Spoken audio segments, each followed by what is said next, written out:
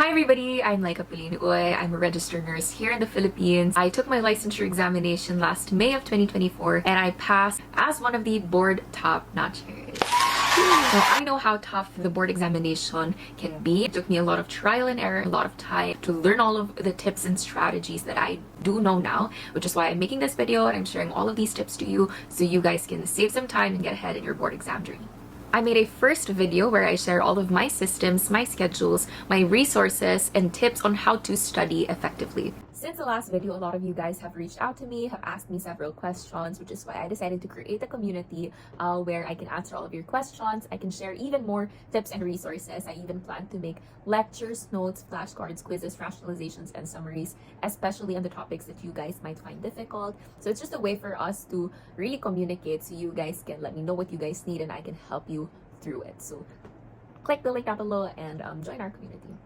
Now in this video, we will be covering how to study board exam style questions, how to make tables and summaries effectively, some test taking tips, what to do 1 month before, 1 week before, 1 day before, and on the day of your examination. So there will be timestamps down below so that you guys can jump into which parts of the video you'll find most useful.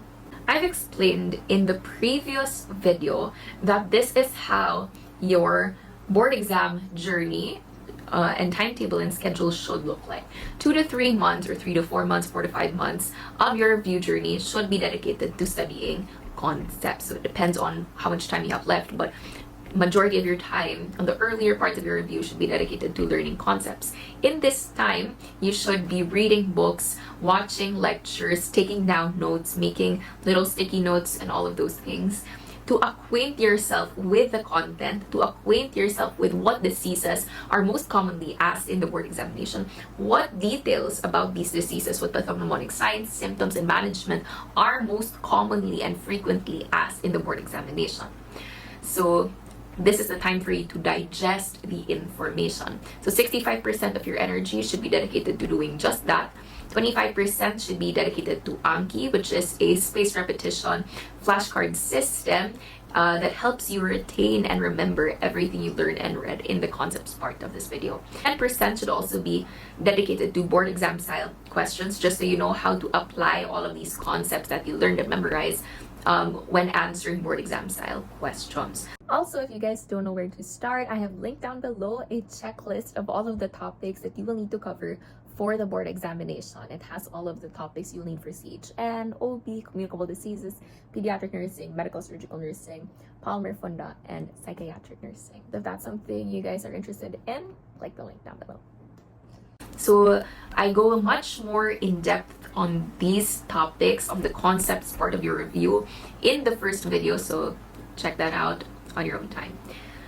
But 1 month to your board examination, or about 2 weeks to your board examination, you should be focusing. You should no longer be reading new information and digesting heavy topics. What you should be doing is simple recall. What we want is to take these concepts that we've already read, that we've already acquainted ourselves with, and packaging them into summaries and tables that are easier for us to remember and recall and retrieve on the day of the board examination. Another focus we will have over here is applying all of the things we've learned from our concepts into answering board exam style questions. So 65% board exam style questions, 20% of your energy in making summaries, and 15% of your energy in still answering the Anki questions here. Now, 1 month before your board examination, like I mentioned, this is what your study flow, your daily flow should look like. First, order of the day, you should be answering board exam style questions. And from answering those questions, you account for your mistakes. What are your mistakes? From your mistakes, you make tables and summaries of those mistakes, which means those are your weaknesses. And lastly, you will still be answering your Anki to help with the retention. Let's take that step by step. First step, answering board exam style questions. Now, a prerequisite of this is that you should already have read on majority or all of the topics. Now, why is this important? Because if you skip to answering board exam style questions without first reading and understanding and digesting the information and memorizing those things, the tendency is you will be guessing, and it will only increase your anxiety when it's nearing the board exam and you have so many things you don't know about yet. So it will help a lot if you have dedicated a lot of time and energy into reading and understanding the concepts so that you can put those into practice when you are answering board exam style questions towards the closer dates of your board exam. Now, why are we focusing on answering board exam style questions now? So that we'll know how to apply all of the concepts that we learned, okay? But like I mentioned, answering board exam style questions alone is useless if you don't know the concepts. And knowing the concepts alone is also useless if you don't practice how to use it in board exam style questions. Now, the board exam won't ask you what's in the book. It will not ask you to list and enumerate the Jones criteria for RHF. What it will do is it will present to you situations of a 5-year-old who present with these signs and symptoms. Now, what is the most identifiable symptoms for this particular disease? That is how they will phrase the question. So you have to know how to attack and digest and break down those questions. Now, where should you find these different questions? Review centers, you'll have online sources as well, and final coaching materials. So let's put a star in final coaching materials because these are the most board sensitive topics. So our goal here, if you realize, it's not anymore preparation. Preparation should be in the intensive part, in the concepts part, so that you'll know as much information as possible. Our goal here is now training. It's training your mind on how to answer questions. We have to train our mind and body to get used to the way the board exam asks us questions, to get used to the way we should be answering the board exam.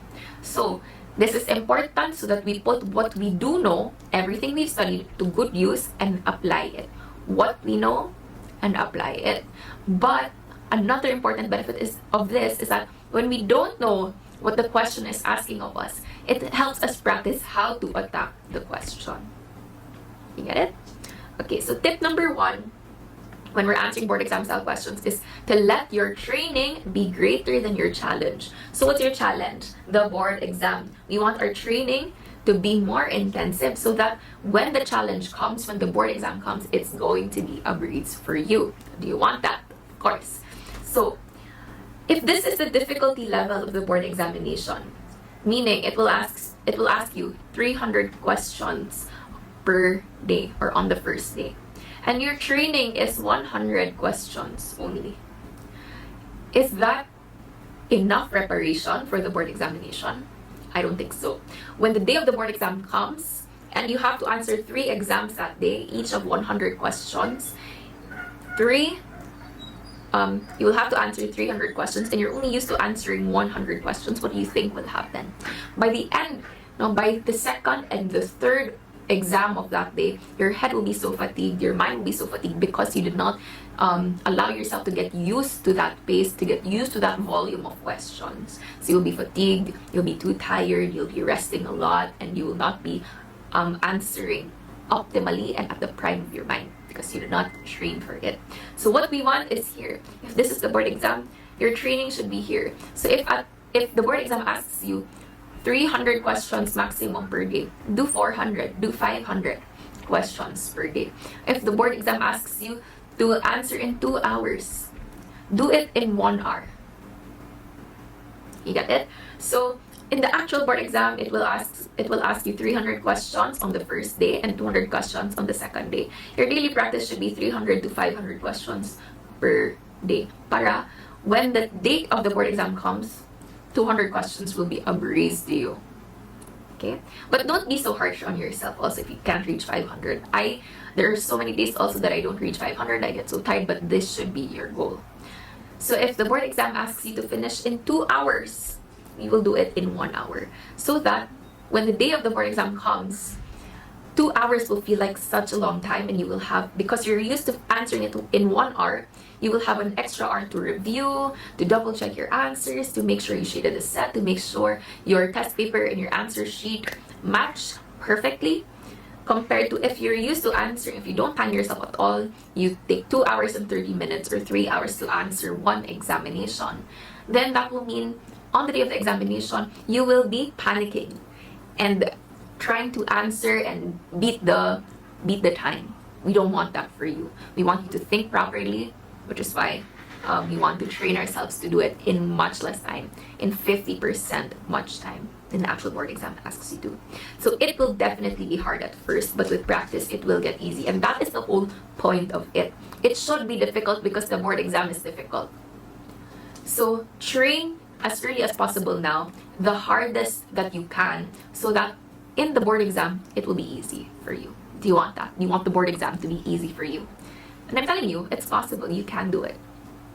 It's better to sweat in training than to bleed in war. That's my whole point. It's better to hustle now and get yourself tired now while your grades right now don't really matter yet, compared to on the actual board exam, which is a more defining moment in your life. Okay? So prepare and put in the hard work if this is really what you want for yourself, if you really want that license, and if you really aim to top the board exam. Next, number 2. Simulate, when you're answering board exam style questions, simulate your environment for the board exam. Because in the board examination, there are many things that are outside of your control. You might be put in a school where it's extremely hot. You might be put in a school where it's extremely loud, meaning there will be drums outside, there will be children outside playing, there will be trucks passing by, it will be dusty. So we don't want you as much as possible to be distracted on the day of the board exam. So we want to welcome distractions now that we're practicing so that you can train your mind on how to block those distractions. Personally, I took it in the heat of the summer here in the Philippines. So I sat every day in the table, in the heat of the summer, no air conditioning, maybe just an electric fan so I can get used to the heat on the day of the board exam, and that me sweating will not distract me so much. I don't stay in an isolated, secluded room with air conditioning and be so comfortable, because that's not the way the board exam will be like. You're going to be around a lot of different students, teachers will be there, so I sat in a place where there are other people, so I can get used to that kind of distraction. Next, and most important, time yourself. Like I said, our target is to make it to answer 100 items in 1 hour. How can that be? That seems difficult, right? But no. Train yourself to finish in 1 hour. Okay, so we want that in 15 minutes, you finish with 25 items already. So that in 1 hour, you'll be done with 100 items. So my personal style is when I receive the paper, I'm done answering, writing my name, etc. I go to number 25, I mark it, and then I put the time I'm supposed to be done. I have a watch with me. So if it starts at 1 o'clock, by number 25, I put 1:15. By number 50, I put 1:30. By number 75, I mark it, I put 1:45. And by 100, I put 2 o'clock. So that's my goal. That's my style. Of course, it was hard at first, but then I really got used to it. Number 2, account for your mistakes. After you're done answering all 100 items, what we want is we will check it and then highlight the ones that we got wrong. Now, tip number 1, I realize people are so conscious, like, what's a grade that's very acceptable and make sure you pass the board examination. There's not one defining grade, because the difficulty level of each exam is different, these practice exams. So yeah, don't be grade conscious, be progress conscious, meaning whatever mistakes you have in this exam, this practice exam, take note of it and make sure to get it correct the next time, because it will matter more in the actual board exam. It's good that you identify the mistakes you have now, because those are your weaknesses. You still have time to correct it, so that in the board exam you get them correctly. What matters is that you get it wrong now and correct on the actual board exam. Get that? Right. Now, tip number 2, we will rationalize only our mistakes. So once we have that already, we've highlighted everything already, some people take the time to rationalize all 300 questions of that day. I personally don't feel like I have the time to do all of that.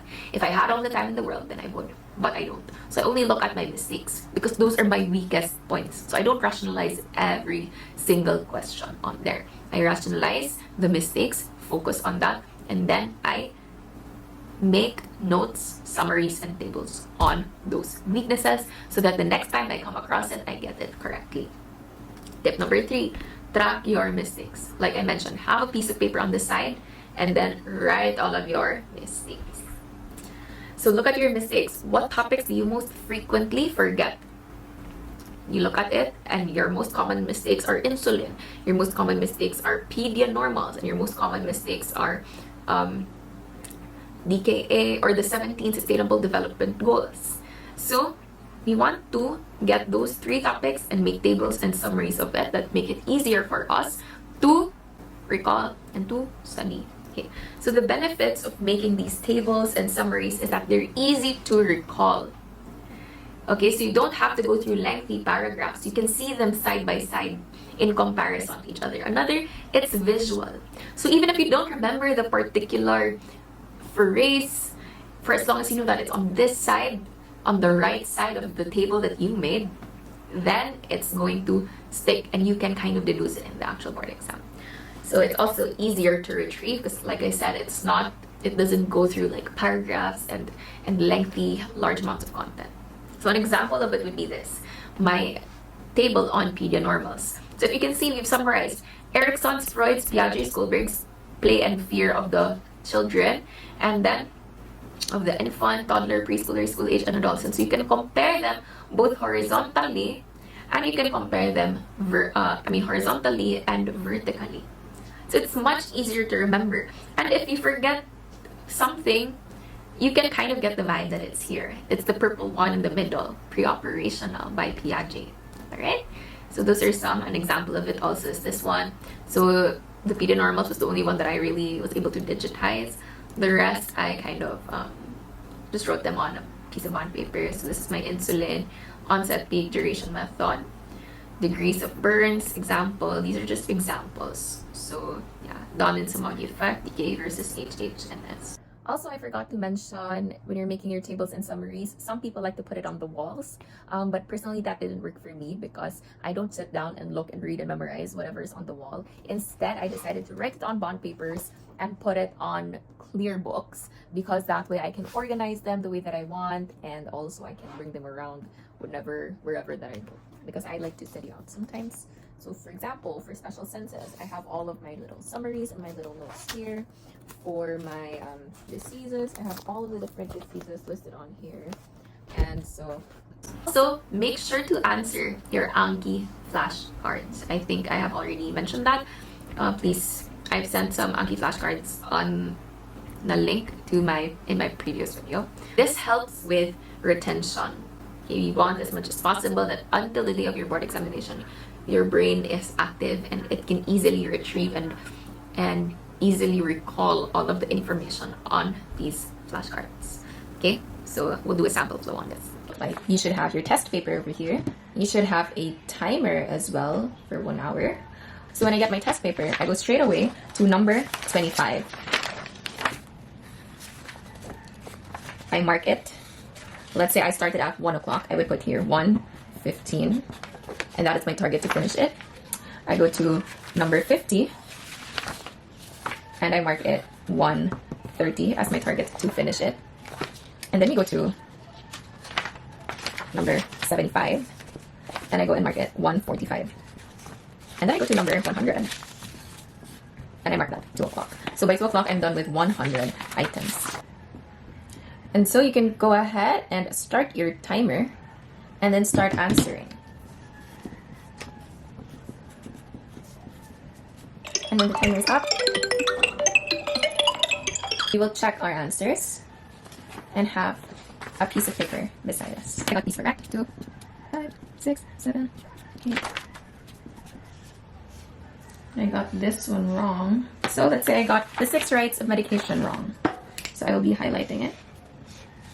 And then I'll be writing on my piece of paper, these are my 6 rights of medication. Okay, and then I continue to check. Okay. And I get this one wrong, the levels of anxiety. So I will highlight it as well. And I'll write over here, levels of anxiety. And now once I'm done doing all of that, at the end of the day, I will set my paper aside and I'll focus on these. I'll get another piece of paper and I'll write in a table. This is the 6 rights of medication.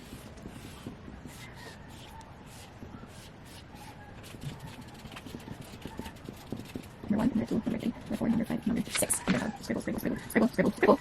And then I'll study it, I'll repeat it, and then I'll keep it in my clear book of tables. And so now I have a whole table of the 6 rights of medication, and all of these here are the items that I keep getting wrong. These are my weaknesses, but this is what's easy for me to study. Alright, now let's move on to the test-taking tips that we actually use in the board examination. First, what you would want to do is to underline and circle keywords, because by underlining and circling, you're emphasizing certain parts of the question. This allows you to make sure that you are not missing any of the details. You're breaking down the question and really understanding what it is asking of you. So you also have the plus and the minus technique. So for example, which of the following signs and symptoms is not expected with diabetes insipidus? Again, not expected with diabetes insipidus. So what is diabetes insipidus? That is daming ihi, meaning the patient pees a lot. I got this from my review center. Now, daming ihi, okay, meaning you're peeing a lot. And because it says not expected in DI, it is negative, right? So we're looking for something that has a negative sign. So polyuria, daming E, is that a positive or a negative? It is a positive. Polydipsia, extreme thirst, meaning if you keep peeing, do you always get thirsty? Yes, so positive also. Extreme thirst, isn't that the same with polydipsia? Yes, right? And polyphagia, meaning does peeing a lot make you hungry? The answer, it's not very likely. So now that's what matches the negative sign. So the answer to this is letter C. Test taking tips. Don't look at the choices yet. Write what you know on the side first. So for example, in this situation, we have which nursing assessment finding is most characteristic, okay, of a significant patent ductus arteriosus in a newborn. So what do we know first about patent ductus arteriosus? Okay, what's it looking for? The most significant. So what's positive about it? Patent ductus arteriosus, so from what we've read, from what we've memorized in our flashcards, it is acyanotic. It has a machinery-like murmur. Signs and symptoms of heart failure, increased pulmonary congestion, and it is managed by indomethacin. So I write what I know without any bias, without looking at the choices, so that without bias, this is what I know, because the choices are there to make you confused. So to eliminate that, we write what we know first. Okay, so first, cyanosis of the upper extremities, no, because it is acyanotic, so that's negative. Absence of heart murmur, it has a machinery-like murmur. So again, that's negative. You eliminate those. Continuous machinery-like murmur. Yes, right here. So that is the most characteristic. Weak and thready peripheral pulses. The most characteristic is really the continuous machinery-like murmur. Next, if two choices are the same, that means they're both wrong, because the board exam is only asking for one answer. So if two items mean the same thing, then that means it cannot be correct. Next, if two choices are opposite, there's a high chance that one of them is correct. Not necessarily true for all cases, but there's just a high probability. So for example, which of the following signs and symptoms is not expected with diabetes insipidus? This was this was the question earlier. So between polydipsia and extreme thirst, those both mean the same thing. So that means they both cannot be the answer, so we eliminate it right away.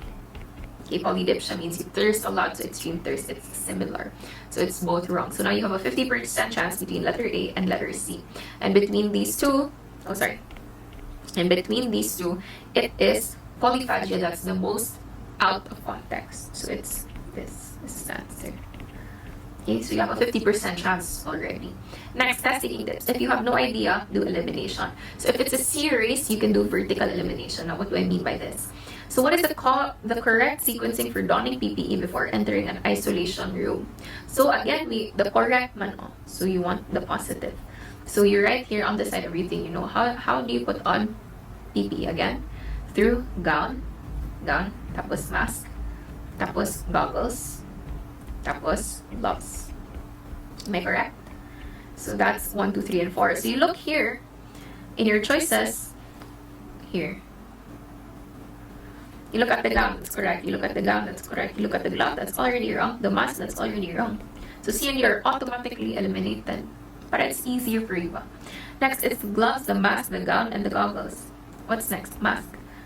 Okay, you don't have to look at these anymore. This is already negative. The next is mask. So your answer is B, because the gloves are already wrong. So you eliminate that already. So you're left with letter B. But to double check, gown, mask, goggles, and gloves. This is correct. The answer is letter B. So testing tips, if you're really struggling with one thing, you skip it and then just come back later, okay? Because there's a high chance also that you might run into something similar later on in the exam. It will give you clues that will help you deduce the answer to the question you're having a difficult time. How are you supposed to transfer your answers from your questionnaire to your answer sheet? Disclaimer that if you already have a system that works for you, that you're comfortable with, that hasn't caused you any problems in the past, then stick with that, because that's what works for you. But if you haven't, if you've had some trouble in the past with transferring your items, then you can get some nuggets from these tips that I'm about to share. So first, what I do, some people, what they like to do is they answer everything on the test questionnaire, and later, in the later part of the exam, is they write everything or they transfer everything one by one. But I find that to be so risky because there are chances that I might miss one and it will shift all of the other test items on my answer sheet. So if I miss number 11 from number 12 to 100, it's already wrong. So that's what I try to avoid as much as possible. So when I'm answering, for example, I do it side by side, but I don't shade right away in case later I want to change my answer. So for example, number 5 is, I'll answer letter B. Okay, sorry. My answer is letter B for number 5. I will not shade it right away because I might have a difficult time erasing it later. I just put a little slash to mark that is my answer. Okay. Number 6, I put its letter C. That's what I think is the answer. Number 7, let's say letter A.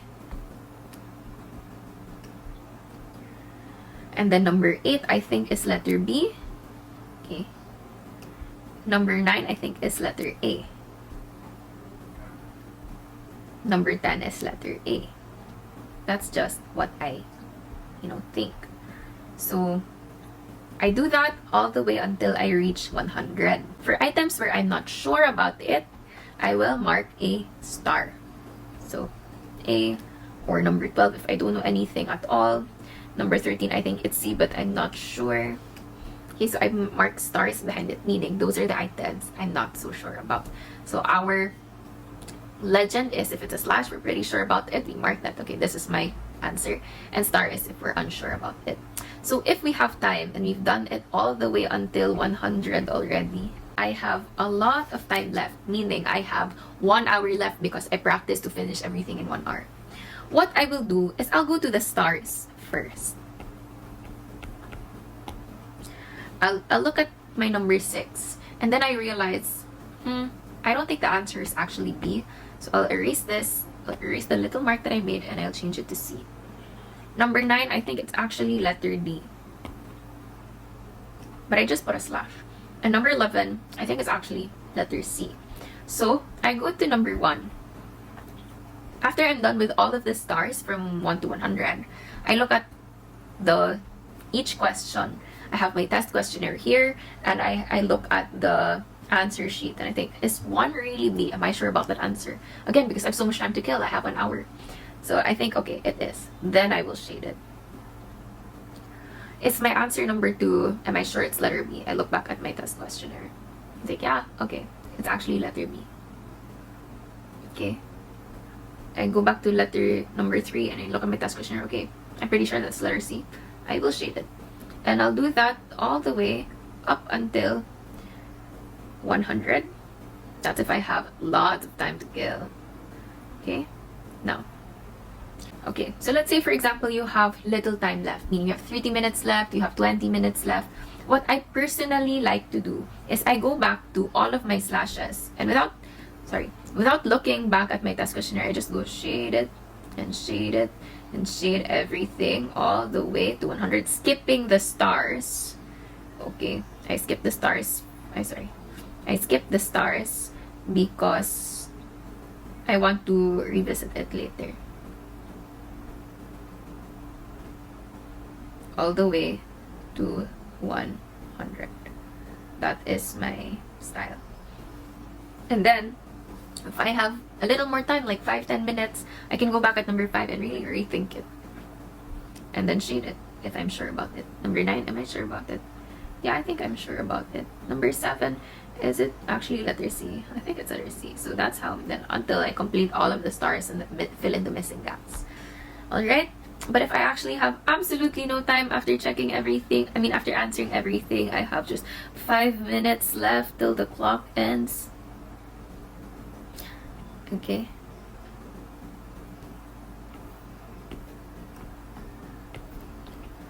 So if, for example, I actually have no time left, what I will do is I will simply shade everything without checking back at my test questionnaire anymore. So it's a case-to-case basis. I shade even the stars because it's gonna get confusing later on. Okay? That's my style.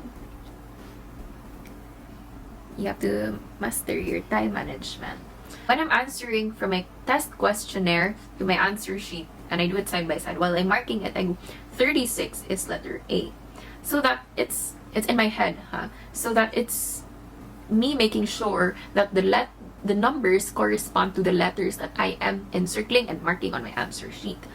Now, I want you also to count all items, meaning from 1 to 10, I go 1, 2, 3, 4, 5, 6, 7, 8, 9, 10, making sure everything is shaded. 11 to 20, I go 1, 2, 3, 4, 5, 6, 7, 8, 9, 10, 11. 1, 2, 3, 4, 5, 6, 7, 8, 9, 10. All the way to 100. So I count by tens. 10, 20, 30, 40, 50, 60. Count 1 to 10, 1 to 10, 1 to 10, 1 to 10, 10 times. And then I match the test paper to the answer sheet. Meaning, if my answer here is in number, I do it per tens. So like, in number, I choose a random number, like number 6. Is it actually letter C on my test questionnaire? Yes, then that means 1 to 10 there's high probability that it's correct. Yeah. Number 18, is it actually letter B? I look at my test questionnaire, it should be letter B. I look between 21 to 30, number 24, is it letter C? Okay, I look at my test questionnaire, then it's letter C. And I do that all the way from 1 to 100, just to kind of randomly check if the numbers coincide and I didn't like skip a series of numbers. Next is shade the set. That's one of the most important key points. Okay, so now what to do 1 week before your board examination. This time, you should be relaxing already. You should not be doing any heavy studying and acquainting yourself with new material because that will only make you panic, and that's not what you want. You should trust that by now, you already know so many things. You shouldn't be stressing your mind over the things that you don't know anymore.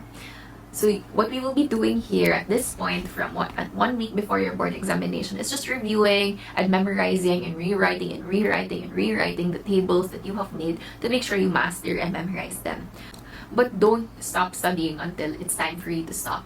For me, the topics I studied on the second to the last night before the board examination, which is the last night of my studying, which is the very last topic I studied, is the first question that came out on my exam, on the first exam. So that to me felt really good because that meant that if I stopped earlier than that, I wouldn't have been able to answer that particular question. Another is to look good.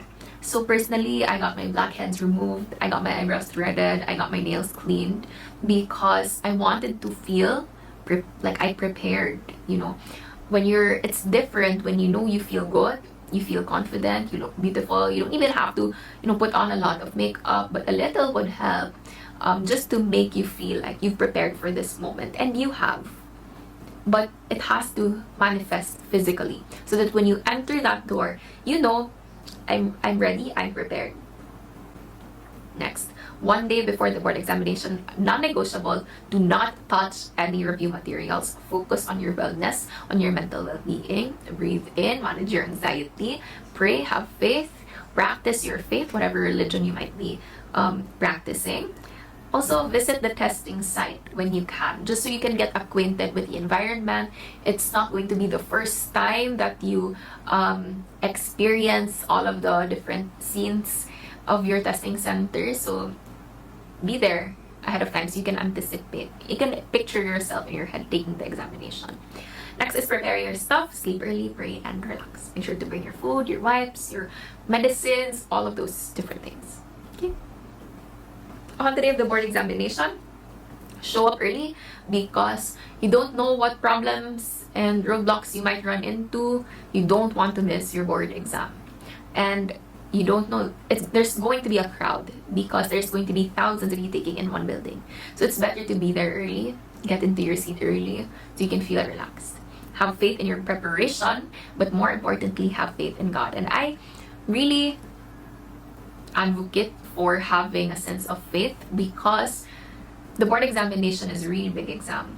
You go in there not knowing what's going to come out. A lot of things are not under your control. So for as long as you know you did what you could with the things that you can control, the rest of the load, you can lift it all up to a higher being. Okay?